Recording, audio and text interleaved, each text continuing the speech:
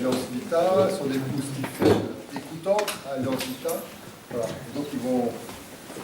Et donc vous savez qu'Alliance Vita, je ne me trompe pas, en tout cas c'est pour un peu, on pourrait dire promotion de la vie, en tout cas de la défense de la conception jusqu'à la fin de vie, et avec tout ce qui peut se passer aussi entre les. Voilà. En tout cas, je vais vous laisser vous présenter peut-être un peu plus. Hein. Et puis, merci d'être là. Et merci aussi chacun d'entre vous. Et on va prier pour vous avant de commencer. On va se confier à la Vierge Marie.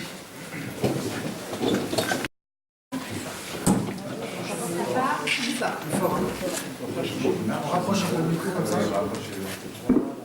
Là, ça marche. Merci au Philippe de nous avoir invités aujourd'hui afin de nous rappeler ensemble combien nos vulnérabilités sont nos forces et de pouvoir témoigner auprès de vous de ce que nous avons reçu. Après avoir été notre curé à Nantes, il est maintenant un ami très cher de notre famille, de nos enfants, et nous nous réjouissons que Lille Bouchard puisse profiter de son talent. Nous sommes François-Xavier et Tiffaine Pérez, nous sommes mariés depuis 16 ans, bientôt. Nous avons 3 enfants de 14, 12 et 9 ans, et après avoir déménagé dans plusieurs régions de France, nous nous sommes installés à Nantes depuis 8 ans. François-Xavier travaille dans les ressources humaines d'une entreprise de contrôle technique de bâtiment. J'ai bien dit? Ça. J'ai bien dit. Et moi, je suis responsable pastorale d'un établissement du secondaire à Nantes. Blanche de Castille. Voilà. Très rapidement après notre mariage, en plus des grandes joies que nous avons évidemment vécues, nous avons été confrontés à plusieurs épreuves douloureuses qui nous ont conduits à choisir de nous engager auprès des plus vulnérables. Depuis 2010, nous avons pris des responsabilités au sein d'Alliance Vita, au niveau départemental au début, puis dans un engagement plus transversal ensuite, par des services d'écoute. Et puis en 2014, François-Xavier en a été élu le président. Il a été renouvelé l'année dernière pour 4 années supplémentaires. Alliance Vita, c'est une association dont les missions sont d'une part la formation et la sensibilisation du grand public sur les questions bioéthiques par différents moyens. Donc, on propose de l'action de rue, des formations nationales, des rencontres avec les décideurs. On compte, tu dis 20 000 points, mais il y a à peu près 1 millier de volontaires à Alliance Vita, dans tous les départements. Puis d'autre part, l'autre axe d'Alliance Vita, qui est vraiment toute la force et la source de notre association, on intervient auprès des personnes confrontées aux difficultés de la vie par des services d'écoute spécialisés dans les questions liées soit au début de la vie, soit à la maladie, la souffrance, la fin de vie. On voudrait, en préambule, vous dire qu'on ne veut pas... D'abord, nous en partons par avance si dans les propos qu'on va tenir, vous pouvez vous blesser, ça n'est clairement pas notre intention, on aborde des sujets qui sont délicats. Et ensuite, nous ne sommes pas des exemples ou des théologiens. On veut juste que vous compreniez d'où on vous parle, en fait, de quelle commune on vous parle, et combien on est heureux de pouvoir témoigner de tout ce qu'on a reçu. Alors nous avons choisi comme thème « La puissance de Dieu donne toute sa mesure dans la faiblesse ». C'est pas de nous. Cette phrase, elle est tirée de la 2e lettre de Saint Paul aux Corinthiens, que je vous lis. Je vous lis le petit extrait. « Pour m'empêcher de me surestimer, j'ai reçu dans ma chair une écharde, un envoyé de Satan qui est là pour me gifler, pour empêcher que je me surestime. Par 3 fois, j'ai prié le Seigneur de l'écarter de moi, mais il m'a déclaré « Ma grâce te suffit, car ma puissance donne toute sa mesure dans la faiblesse. » C'est donc très volontiers que je mettrai plutôt ma fierté dans mes faiblesses, afin que la puissance du Christ fasse en moi sa demeure. C'est pourquoi j'accepte de grand cœur pour le Christ les faiblesses, les insultes, les contraintes, les persécutions et les situations angoissantes, car lorsque je suis faible, c'est alors que je suis fort. Alors c'est un extrait qui est célèbre et qui est très beau à plusieurs titres. D'abord, il nous dit que Paul, ce saint monumental qui a évangélisé toute la Méditerranée, n'est pas parfait. Il a ses tuiles, ses défauts, il a ses échardes. Il parle d'une écharde. C'est un peu mystérieux d'ailleurs, les exégètes se battent pour savoir un peu quelle peut être cette écharde. On ne sait pas trop, et c'est bien comme ça, parce que comme ça on peut tous s'identifier. Et on aime bien entendre que les saints ont des défauts, des cabosses, ça les rend proches de nous. Moi j'aime beaucoup Saint-Pierre, ma femme sourit parce que j'en parle tout le temps. J'aime beaucoup Sainte-Marthe aussi, c'est des saints qui ont des bons gros défauts bien visibles et ça les rend sympathiques. Cet extrait, il nous parle aussi de la prière, ou en tout cas de la demande de Saint Paul qui n'est pas vraiment exaucée.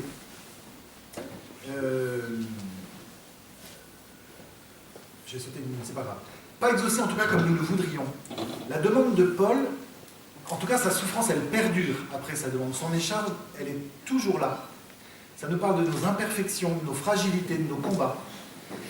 Cet extrait, il nous dit aussi que Dieu répond. Dieu m'a répondu. Et que notre faiblesse est le chemin que Dieu choisit pour nous rejoindre et manifester sa gloire. Et qu'il nous donne sa grâce. Ma grâce te suffit. Et puis enfin, puisque le Christ a traversé les faiblesses, les insultes, les contraintes, les persécutions et les situations angoissantes, notre souffrance peut nous rapprocher de lui. Alors il s'agit d'un mystère incommensurable. D'un côté, il n'y a rien de plus scandaleux que la souffrance, de plus incompréhensible dans le monde que la souffrance, et Dieu est en colère contre cette souffrance, mais Dieu ne la raye pas d'un trait de plume, en rayant par la même occasion notre liberté. Il décide d'y aller lui-même et de la traverser avec nous, et de nous donner le secours de sa grâce. Alors ça veut dire aussi que pour que Dieu puisse agir en nous, il faut se reconnaître faible. C'est la voie choisie par Dieu. Et ça tombe bien, nous sommes tous fragiles. Nous avons tous nos faiblesses, nos souffrances. Ça, ce sera l'objet de notre première partie. On parlera ensuite de la puissance de Dieu qui se déploie tendrement, comme Dieu sait le faire dans notre fragilité. Et puis enfin, on parlera de la Vierge Marie, qui nous présente Dieu qui s'est fait vulnérable, et la Vierge Marie qui nous enseigne une véritable pédagogie sacramentelle de l'accompagnement des malades et des personnes souffrantes. Voilà le programme. Donc le programme commence par la faiblesse, et la faiblesse et la souffrance font partie de notre vie, de la vie de l'être humain.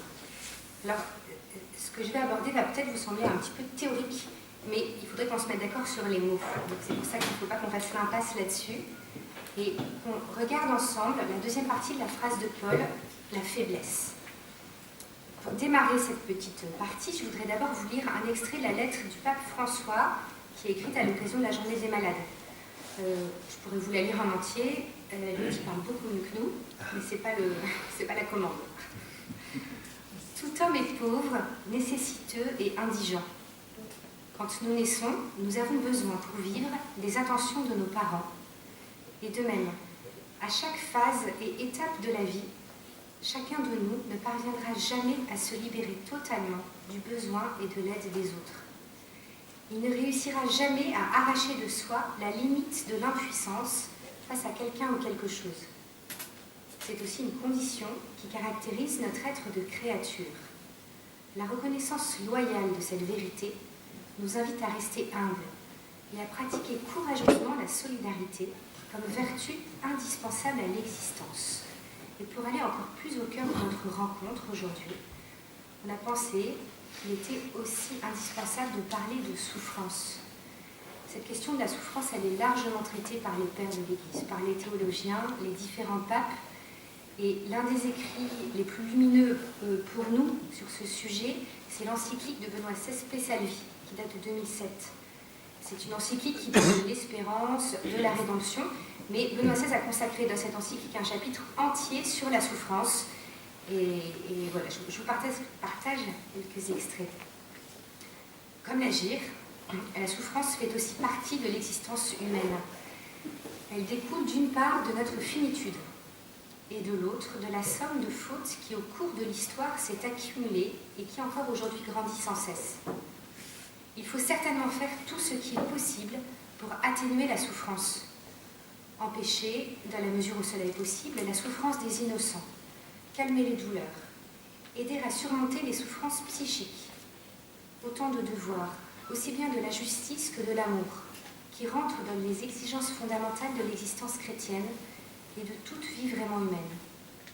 Oui, nous devons tout faire pour surmonter la souffrance, mais l'éliminer complètement du monde n'est pas dans nos possibilités, simplement parce que nous ne pouvons pas nous extraire de notre finitude, et parce qu'aucun de nous n'est en mesure d'éliminer le pouvoir du mal, de la faute qui nous voyons, est continuellement source de souffrance. Ce n'est pas le fait d'esquiver la souffrance, de fuir devant la douleur qui guérit l'homme, mais la capacité d'accepter les tribulations et de mûrir par elles, d'y trouver un sens par l'union au Christ qui a souffert avec un amour infini. Pour essayer de résumer ce que nous disent François et Benoît XVI, la vulnérabilité, elle est inhérente à chaque être humain. Et l'être humain, c'est un être de relation. Donc, la reconnaissance de notre propre faiblesse, de notre propre souffrance va enrichir notre relation. Et enrichir notre relation, c'est enrichir notre rapport à Dieu. Dans l'extrait que Tiffany vient de lire, il était écrit « Nous ne pouvons pas nous extraire de notre finitude. Nous avons des limites. » Et cette simple phrase est un scandale pour beaucoup de nos contemporains. Vous l'avez sans doute remarqué, l'ambiance générale de ce monde, elle nous pousse à être utile, à être résistant, à être performant, et l'aveu de faiblesse n'est pas très bien considéré. La mode est à la maîtrise. Maîtriser sa vie, maîtriser sa famille, maîtriser ses projets, et pour beaucoup, consentir à ses limites, c'est une forme de lâcheté. Or, je répète, nous ne pouvons pas nous extraire de notre finitude. Il n'y a rien à faire, nous sommes limités par notre corps, par notre temps, qui est compté, par la mort, inéluctable, et il ne s'agit pas, l'extrait le dit aussi, il ne s'agit pas d'être résigné face au destin, ça c'est pas chrétien pour dessous, mais de regarder avec lucidité la vie, et puis de consentir au cadre dans lequel notre aventure se joue. Alors, avec Alliance Vita, nous sommes en permanence confrontés à ces questions de limites, de faiblesse refusée, ou en permanence cette injonction de tout maîtriser. Par exemple, sur les questions de fin de vie, vous savez bien, maîtriser le moment de sa mort, réclamer un suicide assisté, une euthanasie, pour bien avoir toujours tout en main. Ou à l'inverse, lorsqu'on ne veut rien lâcher, s'obstiner sur un patient de manière déraisonnable. Ce qu'on appelle l'acharnement thérapeutique, vous savez. C'est refuser à tout prix que la mort vienne. C'est toujours cette forme de pulsion de toute puissance, de maîtrise. Puis dans tous les domaines, hein, au sein des entreprises, vous savez que certaines grandes entreprises célèbres américaines proposent maintenant aux femmes en âge de procréer de congeler leurs ovocytes pour qu'elles puissent les utiliser plus tard, pour qu'elles puissent bien maîtriser leur vie professionnelle. On pourrait penser aussi à la tristement célèbre GPA, gestation par autrui, où là il s'agit de planifier et de contrôler l'obtention d'un enfant avec un contrat par l'intermédiaire d'une mère porteuse, en refusant les limites par exemple de notre infertilité, qu'elle soit du physique ou qu'elle soit du fait de notre vie. On pourrait penser aussi à refuser la naissance d'un enfant, soit parce qu'il est imprévu, soit parce qu'il est porteur d'handicap. À chaque fois, vous voyez, il y a cette question de refus des limites et de refus de ce que la vie nous présente, nous impose et devant lequel il faut consentir. La tentation, elle est forte, c'est de vouloir éliminer le scandale de la souffrance à n'importe quel prix. Parce que derrière les situations dont j'ai parlé là, il y a des vraies souffrances. Il ne faut pas négliger. Il y a des vrais désirs. Et donc on a envie de l'éliminer, cette souffrance, à n'importe quel prix. Et ce que je dis là, ce n'est pas la tentation des autres. Ce n'est pas la tentation des méchants. Il y aurait les méchants qui évidemment ne sont pas dans cette pièce et dont nous parlons. Et puis nous les gentils, vous voyez, qui n'avons jamais cette tentation, pas du tout. Nous aussi, on est confrontés à ces limites et à cette tentation de vouloir les faire éclater. C'est particulièrement frappant au moment de la fin de vie. Enfin, en tout cas, nous avons un exemple personnel qui est, je pense, assez répandu. Peut-être que certains d'entre vous se retrouveront dans ce type de situation. Lorsque ma belle-mère a abordé les dernières semaines de sa vie, il a fallu que nous nous organisions en famille pour être présents auprès d'elle. Et les médecins, pourtant prudents, nous avaient dit que nous aurions peu de temps avant que son décès ne survienne. En réalité, elle a vécu plus longtemps que ce qui nous avait été dit. Et nous, on a dû gérer les contraintes techniques, d'organisation familiale, d'organisation professionnelle, les sentiments contradictoires, le désir de la garder avec nous le plus longtemps possible et en même temps de l'avoir libérée de ses souffrances. Et puis, lorsque la mort est survenue, alors que personne n'était à ce moment-là dans sa chambre, l'impression que tout était passé trop vite.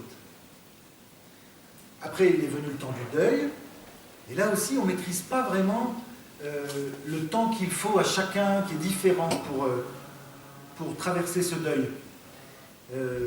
Bref, il nous a fallu consentir à un temps qu'on ne maîtrisait pas. Et ça, c'est un grand défi. La vraie question, au fond, c'est, puisqu'on n'a pas ça, on ne le maîtrise pas, comment on fait pour habiter ce temps que nous ne maîtrisons pas?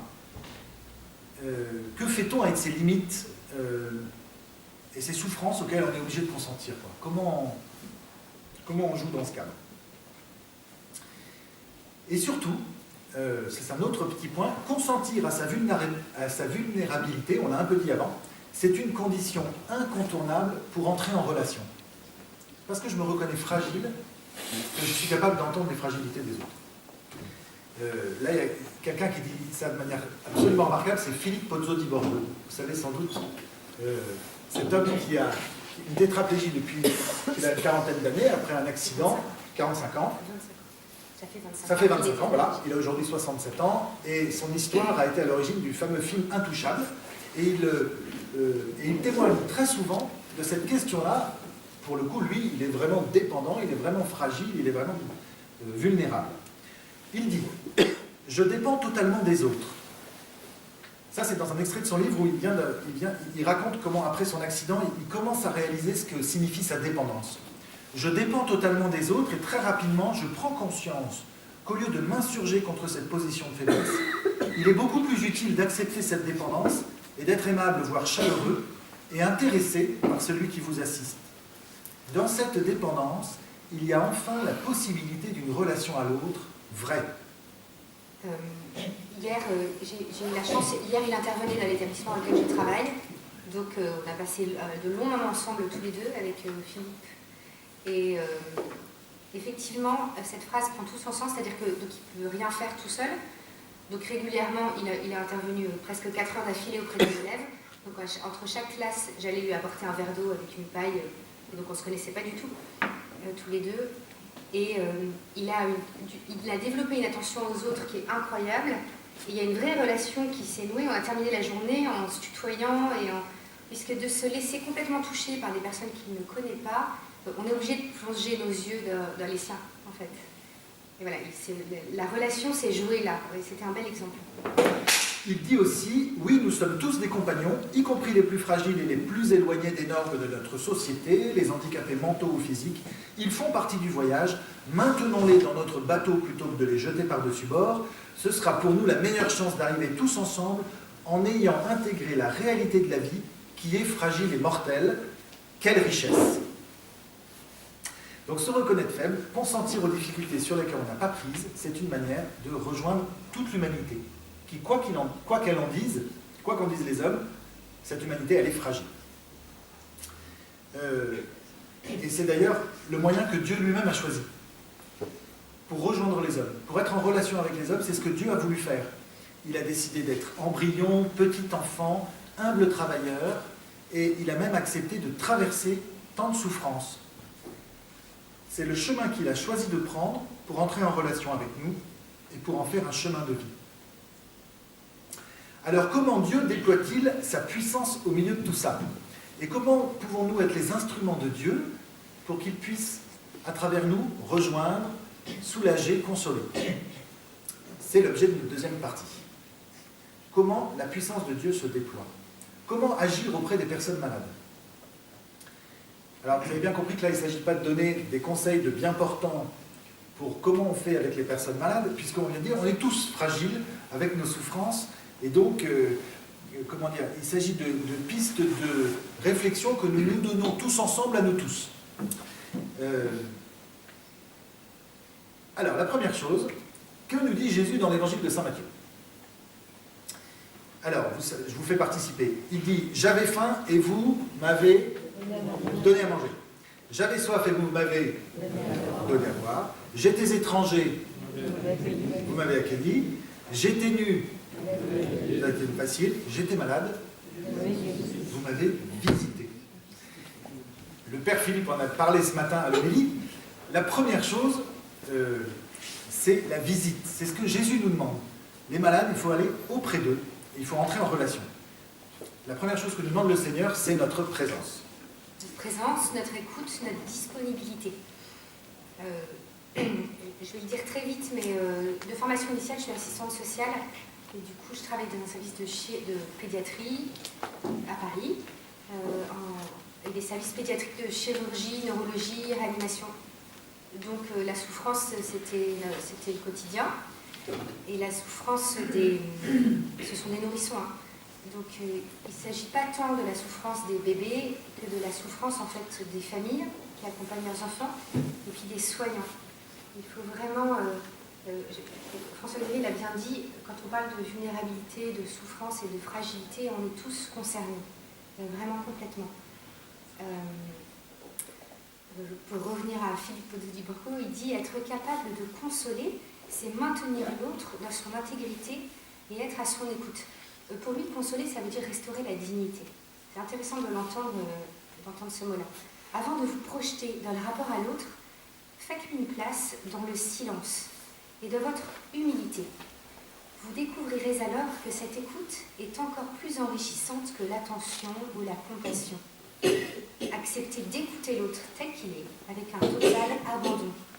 Savoir s'abandonner, au lieu de toujours ramener tout à soi. Pendant de nombreuses années, j'ai été écoutante spécialisée en fin de vie pour l'Alliance Vita. Et donc on est formé à l'écoute. Et on nous enseigne, on nous transmet et on vérifie notre écoute. On pourrait dire qu'il y a 10 principes dans l'écoute, que vous connaissez sans doute et que je vais vous rappeler brièvement, mais qu'il faut peut-être sans cesse les répéter. Le premier, c'est écouter sans vouloir résoudre à tout prix. Nous n'avons pas la solution. Moi, je n'ai pas la réponse à la souffrance.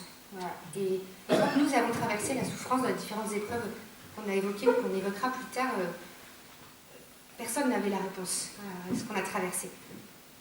Mais on avait besoin d'être écouté, c'est tout, de pouvoir déverser en fait notre souffrance. Ensuite, il faut avoir conscience que c'est la personne écoutée qui a la clé pour avancer. Encore une fois, nous ne sommes pas tout puissants. Donc, les forces sont dans la personne écoutée et pas dans l'écoutant. Il faut cultiver la paix intérieure, parfois dans le silence. Il n'est pas nécessaire d'avoir forcément une réponse formulée. Et puis, dans l'écoute de la souffrance, très souvent, en tout cas en tant qu'écoutante, je peux le témoigner, il y a une forme de violence dans ce qu'on reçoit. Il peut y avoir... ça peut être trop dur à entendre. Il peut y avoir ce qu'on appelle l'ébranlement dans l'écoute. On peut se dire, mais c'est juste insupportable. Enfin, voilà, ça peut nous renvoyer des choses qui sont violentes. Il faut savoir aussi l'accueillir et se taire. Mais il faut savoir l'entendre et l'accueillir. Il faut aussi se connaître, en fait. Et faire redescendre tout ça de ce qu'on appelle notre vie intérieure, notre cœur profond. Il faut évidemment se rendre réceptif corps et âme. Si je joue au téléphone pendant que je tweete, pendant que quelqu'un me parle, en fait, je ne suis pas réceptive. On appelle ça la congruence. C'est un gros mot très moche que j'emploie tout le temps, mais on appelle ça la congruence. Il faut travailler la reformulation avec empathie, d'accord, et surtout les émotions. Tu dis que tu souffres, tu as mal, il faut réutiliser ces mots-là, en fait. Travailler les émotions. Parce que ça va aider l'autre à mettre des mots sur ce qu'il ressent. Repérer et valoriser les forces de vie de l'autre.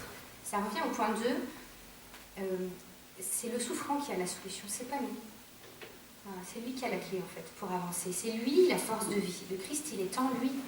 Et c'est le Christ qui va l'aider à se déployer et à transcender quelque part ce qu'il vit. Ça ne nous empêche pas d'éclairer, évidemment, et d'ouvrir des pistes de consolation, de proposer, orienter, jamais imposer. Encore une fois, nous ne sommes pas tout puissants, nous n'avons pas la solution. Ah ben c'est facile, on va voir tel médecin. On a des amis en ce moment qui traversent une épreuve très difficile avec l'une de leurs filles. On ne sait pas ce qu'elle a, elle a sans doute quelque chose, mais on ne sait pas ce qu'elle a. Tous les médecins se sont penchés sur son cas, on ne trouve rien. Et nous, en fait, on n'en peut plus des conseils. Va voir ça, mais si elle a ça, c'est pas possible. C'est pas audible, en fait, pour celui qui souffre. Se garder des recettes et des leçons de morale. Ah non, tu ne peux pas faire ça, l'église a dit que ça. Surtout pas, jamais. Et puis laisser la porte ouverte. Si notre écoute sera d'autant plus féconde que l'on est capable de s'effacer. En fait, nous sommes des serviteurs inutiles. Nous sommes des témoins du Christ aux côtés d'autres témoins du Christ, mais ça pourrait être nous comme ça pourrait être quelqu'un d'autre. J'ai accompagné pendant plusieurs années des personnes de toute la France. Plusieurs situations ont été soumises, d'un simple avis médical à l'incompréhension de traitements qui étaient proposés, de la révolte contre la souffrance, au déchirement dans les familles, du besoin de beaucoup parler, au désir de surtout ne rien dire. Il y a eu très peu d'échanges. C'est souvent des réponses uniques à des messages qui m'ont été envoyés, une espèce de bouteille à la mer où j'avais juste besoin de sentir que quelqu'un était là de façon très ponctuelle. Et ça m'a permis, moi, de me rappeler que voilà, j'étais une servante inutile, que la souffrance des autres ne m'appartenait pas, que j'étais simplement là envoyée pour écouter gratuitement. Évidemment que agir, c'est important, mais il faut quand même cultiver cette posture d'écoute pour les autres, mais également pour nous-mêmes. Et avant tout, il faut s'accrocher à la bonté de Dieu au-delà de la souffrance. Merci beaucoup. Plus loin que les difficultés. Dans Spécial Vie, Benoît XVI nous redit « Accepter l'autre qui souffre signifie en effet assumer en quelque manière sa souffrance, de façon qu'elle devienne aussi la mienne. Mais parce que maintenant, elle est devenue souffrance partagée, dans laquelle il y a la présence d'un autre, cette souffrance est pénétrée par la lumière de l'amour. En s'accrochant à la bonté de Dieu au-delà de la souffrance, plus loin que les difficultés, on se rend compte que les moyens les plus simples, les plus pauvres, peuvent renverser le cours des choses et nous faire réaliser que Dieu va rendre fécond ce que nous vivons. Parmi des exemples de cette fécondité, il y en a un premier, c'est nous avions il y a quelques temps, c'est aux vacances de Noël, un ami qui était chez nous et puis qui nous dit qu'il allait l'après-midi visiter les malades avec la Croix-Rouge, il allait distribuer des goûters dans un hôpital. À l'hôpital. Et il a demandé à notre fils s'il voulait venir avec lui. Et notre fils a dit, attends, oui, pourquoi pas. Mais en fait, au moment d'y aller, à 14h, ça l'ennuyait. Il n'avait plus envie. Il disait, qu'est-ce que je vais faire? C'est quoi ce plan? Et nous, bon, on lui a dit, vas-y, écoute, oui, vas-y. Et il est revenu très joyeux. Il est revenu vraiment hyper content de tout ce qui s'était passé. Tout ça avait été très joyeux. Notre ami, en plus, a du métier dans ce domaine. Il sait s'y prendre, être de bonne humeur quand il va donner des goûters à des personnes qui sont dans des situations difficiles. Et donc, en fait, ça a été très, très réjouissant cet après-midi-là. Et ça nous a montré, nous, indirectement, une vraie fécondité, sans doute pour ces personnes-là, mais aussi pour notre fils qui avait participé à ça. Et ça dit quelque chose aussi, c'est que tout à l'heure on a dit, Jésus dit, j'étais malade, vous m'avez visité. Vous le savez sans doute, mais ça fait toujours du bien de le dire. Quand on visite quelqu'un, c'est Jésus qu'on va visiter. C'est pour ça que ça nous rend joyeux, après coup. C'est pour ça qu'avant, on ne sait jamais quoi dire, on ne sait jamais comment ça va se passer, parce qu'on est complètement désarmé devant toutes ces questions-là, et on est tous pareils. Celui qui a la recette, c'est déjà mal parti, en fait. Et après, quand on en ressort, eh ben, il y a une espèce de joie, de grâce qui nous est venue, alors que, et pas juste de bonne conscience, il se passe des choses. On l'a constaté chez Louis. Alors un autre témoignage qu'on voudrait vous donner, un peu plus épais, mais qui est important pour nous, pour un peu illustrer ça aussi, les difficultés qu'on rencontre, les maladies, les fécondités qu'il peut y avoir. Je ne prétends pas qu'on la voit toujours, la fécondité. Faut être un peu... Bon, nous, on a quelque chose qui nous est arrivé, on en témoigne. Voilà. En 2009, alors on était déjà parents de Marthe et de Louis, et puis on avait le désir et le projet de construire une très grande famille. Mais Tiffany a vécu plusieurs grossesses extra-utérines, et puis en décembre 2009, on a su, Tiffany a fait une nouvelle intervention, et on a su qu'on ne pourrait plus avoir d'enfants, biologiquement en tout cas. Alors ça a été pour nous un grand drame, parce que le projet principal de notre vie tombait à l'eau en fait. Pour ma part, moi j'étais triste, j'étais même assez révolté. On n'avait pas 30 ans. Hein. Ouais. C'était... Ouais, mais c'est pas si loin. On a 35 et 38. C'est évident.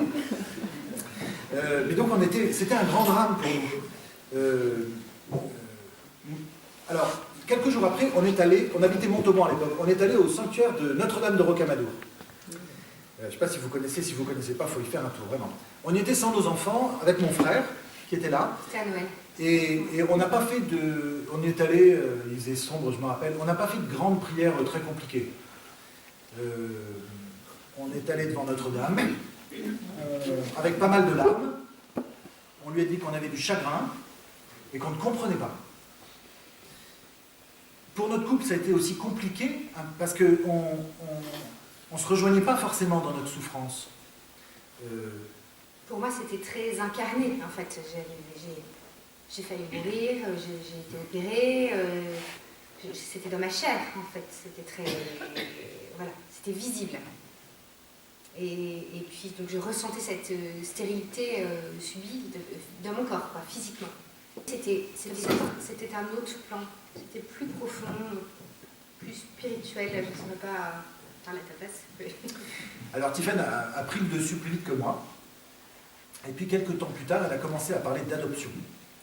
Et moi, ça m'énervait encore. Je trouvais ça un peu facile, je trouvais ça un peu rapide. Et en fait, on souffrait un peu de ne pas être sur la même longueur d'onde. Et puis un peu plus tard, Tiffany toujours m'a conseillé d'appeler mon parrain, Xavier, qui lui-même avait adopté 2 enfants, qui sont mes cousins. On a à peu près le même âge. Et puis je voulais l'appeler, pas tellement pour connaître comment ça marche l'adoption, mais surtout pour lui confier mes états d'âme. Mais j'avais des scrupules à l'appeler. J'avais des scrupules parce que je me trouvais enfant gâté. Je me disais, moi j'ai déjà 2 magnifiques enfants. Lui, il avait eu recours à l'adoption parce qu'il ne pouvait pas en avoir du tout. Donc moi je vais l'appeler, je me disais, il va me trouver enfant gâté. Et en fait, vous savez comment j'ai fait? J'ai appelé, j'ai fait son numéro, j'ai raccroché. J'ai refait ça 4 fois, je crois. Puis au moment, je dis, bon, allez, vas-y. J'ai appelé, puis j'ai commandé comme ça. Bonjour, il savait ce qui nous est arrivé 2 ou 3 mois avant. Je dis, bon, bonjour Xavier, voilà, je t'appelle parce que il nous est arrivé ça, tu es au courant, mais tu vas me trouver enfant gâté. Il m'a coupé la parole. Il m'a vu venir, en fait. Et il m'a dit cette phrase très belle que je suis heureux de vous partager: on ne compare pas ses misères. C'est beau ça. Et ça m'a fait un bien fou. On s'est dit plein d'autres choses, mais c'est ça, le cœur de ce coup de fil qui m'a fait tant de bien. C'est déjà, il m'a libéré. Il m'a dit, on ne compare pas ses misères. C'est ça qui te fait mal, c'est ça qui te fait mal. Ton voisin, tu as l'impression que sa croix elle est 8 fois plus lourde. C'est sa croix, c'est pas la tienne. On ne compare pas ses misères. Puis il m'a dit aussi, puis il faut le dire au Seigneur, puis il faut le dire au Seigneur avec les morceaux, il m'avait dit. Donc voilà, quand on souffre, il ne faut pas que ça nous empêche de parler au Seigneur. Bref. Donc j'ai rejoint un peu plus tard Tiffany dans son désir c'est devenu notre désir d'adopter, puis alors on s'est lancé sur ce parcours. Alors je passe un peu les détails, on a eu notre agrément, quelques années sont passées, et puis en 2012, on a ouvert un dossier en Ukraine. Voilà, on a ouvert un dossier, et puis on est allé en Ukraine. Et alors il se trouve que l'adoption en Ukraine, vous savez, vous n'avez pas d'apparentement avant, comme dans d'autres pays, donc vous allez dans le pays sans savoir, sans que le lien soit fait ou que vous ayez vu quoi que ce soit de l'enfant que vous avez adopté. Donc on ne savait pas, et puis on s'est présenté, alors là-bas ça s'appelle le ministère de la Famille, et puis voilà, après quelques jours on nous a dit qu'on allait rencontrer une petite fille d'un peu plus de 3 ans, on nous a donné assez peu de détails, on nous a dit l'orphelinat où elle se trouvait, quelques éléments sur son état de santé, sa date de naissance, et puis c'est tout. Et puis juste après, en sortant, Tiffany m'a dit, tu as vu sa date de naissance? Et en fait, elle était née le 20 décembre 2009, ce qui correspondait au début de notre semaine noire que je vous racontais au début de ce récit. Voilà. Au moment où on avait appris qu'on ne pouvait pas avoir d'enfant. Alors on était tous les deux comme 2 ronds de flanc sur le trottoir, en se disant, parce que ce n'était pas un grand miracle, mais c'était pour nous un signe très fort. C'est qu'on se disait qu'en fait, nous, le jour de notre histoire, vraiment pas marin, à ce moment-là, à l'autre bout de l'Europe, il y avait un petit enfant qui naissait. C'est le mystère de la Providence, hein. Dieu n'avait pas prévu qu'elle serait orpheline, hein, évidemment. Mais pour nous, c'était un grand signe, quoi. Ce Seigneur nous disait, depuis le début, j'étais avec toi. J'étais avec vous. Donc on est rentré, on a rencontré cette petite fille qui est en train de regarder un DVD dans la pièce à côté. Nous l'avons appelée Ève-Marie et nous sommes allés à Notre-Dame de Rocamadour pour dire merci à la Sainte Vierge à qui décidément le Seigneur ne refuse rien. Voilà.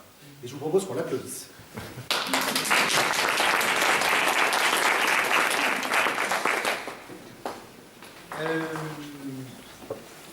Tout ça pour dire que, voilà, c'est une histoire qui finit bien, mais que voilà, le Seigneur peut faire des pires moments de notre vie, des moments féconds. Parfois, comme pour nous, on a eu la chance ou la grâce, ou le cadeau de voir cette fécondité au travers de la souffrance qu'on a traversée. Et qu'il faut savoir aussi reconnaître dans ce qu'on vit les signes du Seigneur. Et puis il y avait aussi un autre plan à tout ça, c'est que ça nous a permis de voir que comme le Seigneur était à la manœuvre avec la Sainte Vierge, eh ben, on ne peut pas trop s'enorgueillir de l'espèce de parcours du combattant, c'est l'adoption, etc. C'est bon, tout un autre truc, c'est la paperasse. Et puis, bon, le Seigneur nous a dit, je veille. Donc on a vu comment la puissance de Dieu se manifestait dans nos limites et nos faiblesses, combien nous étions tous vulnérables, liés les uns aux autres, comment le Seigneur pouvait se déployer en nous, par l'écoute ou par les cadeaux qu'il peut nous faire dans les épreuves que nous traversons. Et on voulait achever notre propos en parlant de celle chez qui nous sommes aujourd'hui, Marie. Pardon ? Que nous venons d'applaudir. Aujourd'hui, la messe lui était dédiée « Marie, salut des malades ». Le Seigneur, dans son immense bonté, en plus de nous donner sa grâce, nous a confié à sa mère. Elle est notre guide. Et l'un des messages qu'elle a délivrés ici, en face, dans l'Église, c'est de nous manifester sa tendresse. Alors on vous propose pour conclure de regarder de quelle manière Marie nous montre le chemin et combien son message est toujours actuel et surtout pour les malades, c'est presque un gros mot, tant pis, mais presque un chemin sacramentel. Alors aujourd'hui, nous avons entendu tout à l'heure l'évangile de la visitation. Et ça me donne envie de vous partager une réflexion, j'y ai pensé, que je tiens de Tugdual Derville, qui est le délégué général d'Alliance Vita. Jésus, à ce moment-là, au moment de la visitation, c'est un embryon, absolument dépendant de sa mère. Et c'est beau d'ailleurs de penser que c'est Jésus que nous devinons sous la main de Marie dans l'église Saint-Gilles. Il est déjà là, tout petit. Et donc je propose qu'on repense cette scène de la visitation avec ça en tête. Marie, elle a entendu le message de l'ange. Tu vas concevoir et enfanter un fils. Mais l'ange ne lui a pas dit quand. On ne sait pas si Marie est consciente que Jésus est déjà en elle ou pas. Cela va lui être révélé par sa cousine Élisabeth. Marie arrive chez Élisabeth, on l'a réentendu, par sa salutation. Donc Jésus est déjà tellement uni à sa mère qu'avec sa salutation, Marie fait savoir que Jésus est là sans même le savoir elle-même. C'est quand même assez beau. Jésus se fait connaître pour la première fois alors qu'il est embryon. J'ai perdu ma ligne. Et donc, voilà. Et donc elle se révèle à son cousin Jean-Baptiste. Vous avez vu le parcours. Jésus par sa mère qui ne le sait pas. Jean-Baptiste tressaille. Élisabeth comprend. Le dit à Marie, qui comprend qu'il y a Jésus. C'est bon quand même. C'est le test de grossesse de Marie. Elle a la confirmation que Jésus est là. Et qu'est-ce qu'elle fait? Elle explose de joie. C'est le Magnificat, le puissant fit pour moi des merveilles, saint est son nom. Alors c'est beau de se dire que Jésus il se révèle pour la première fois alors qu'il est tout petit, embryon dans le ventre de sa maman, mais que sa puissance commence déjà à agir alors qu'il est le plus vulnérable et le plus dépendant.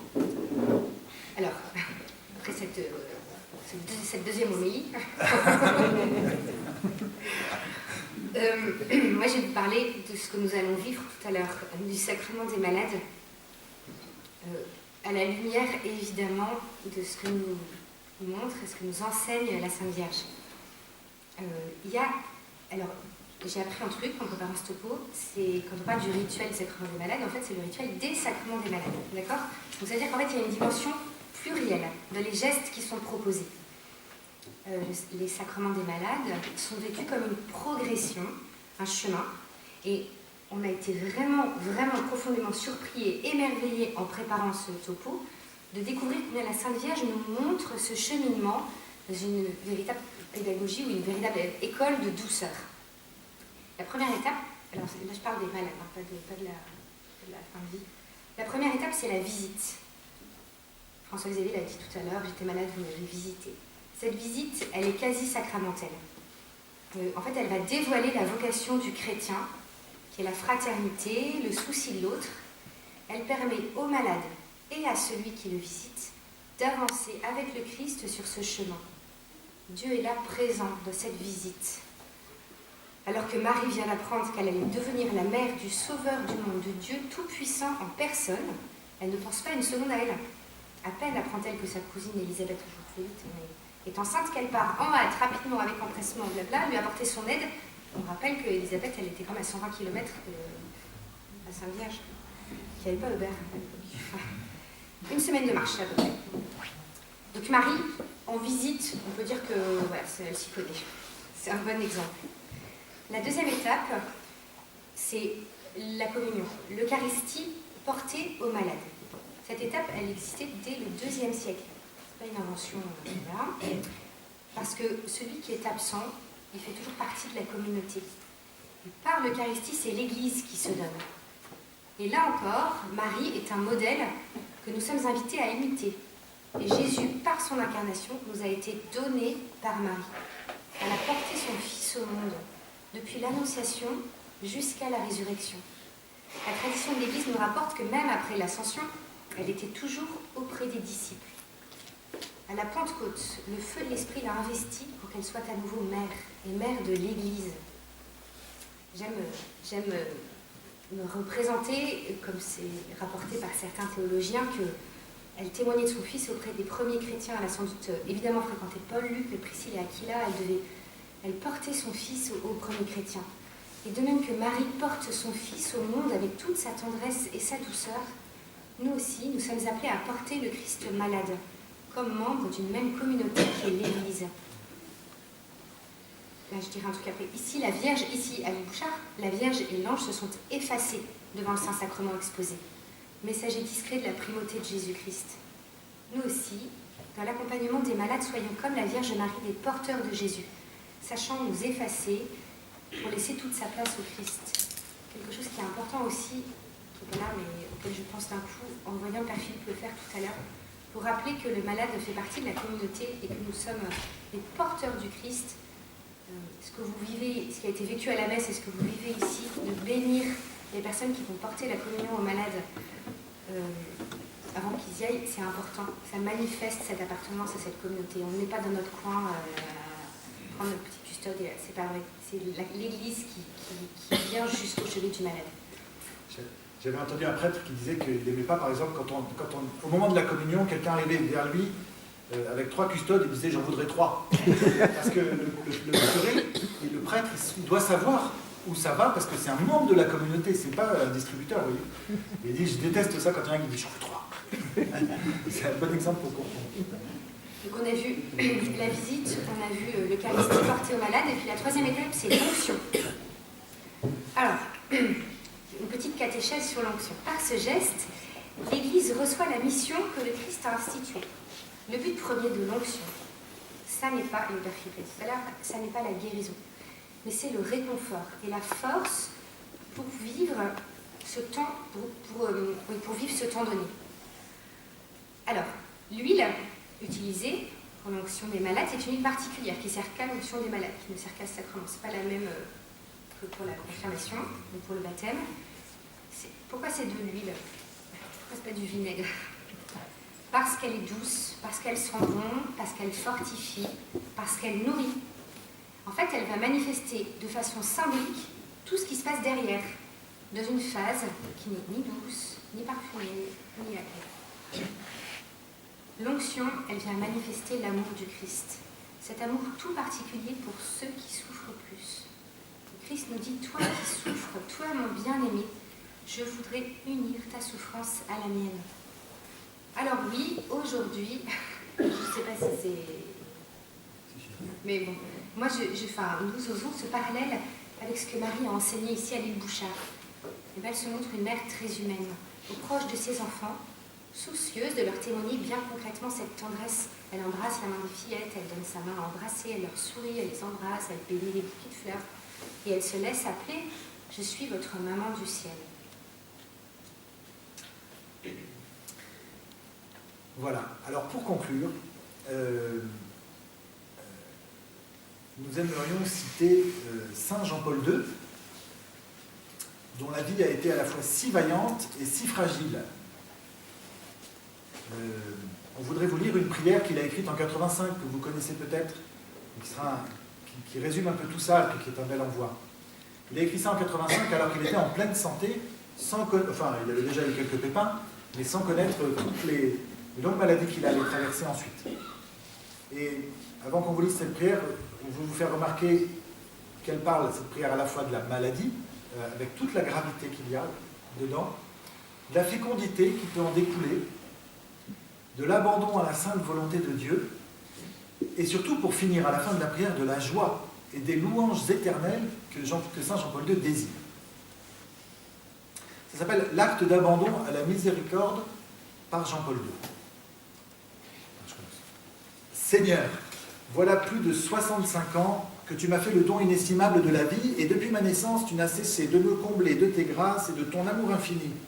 Au cours de toutes ces années, se sont entremêlées de grandes joies, des épreuves, des succès, des échecs, des revers de santé, des deuils, comme cela arrive à tout le monde.